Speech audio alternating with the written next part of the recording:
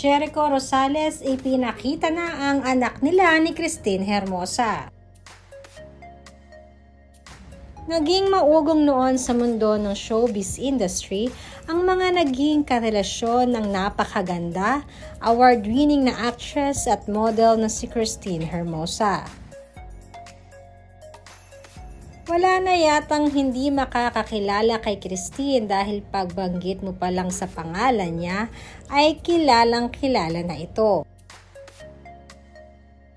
Naging napakaganda nga ng tinakbo ng karera ni Christine sa showbiz industry bago ito nagpaalam. At dahil sa taglay nitong ganda ay naging napakakulay din ng buhay pag-ibig niya. Matatandaang na-link din si Christine Hermosa noon kina Alfred Vargas, Juan Mig Bondoc, Dieter Ocampo at syempre kay Jericho Rosales. Ito ay bago nga siya ikasal sa anak ni Nadina Bonaby at Vic Soto na si Oyo Boy Soto.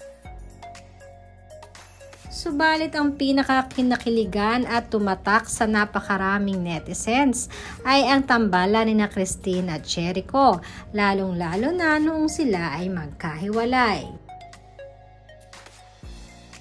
Subalit ang fairytale na inaasahan nila ay hindi nga nagkatotoo. Dahil kay Oyo Boy Soto ay kinasal si Christine Hermosa at si Jericho Rosales ay nagpakasal din after ni Christine sa isang model.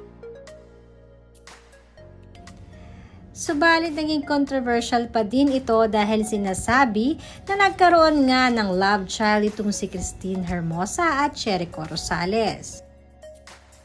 At ngayon nga ay sinasabing handa nang ipakilala ito sa publiko.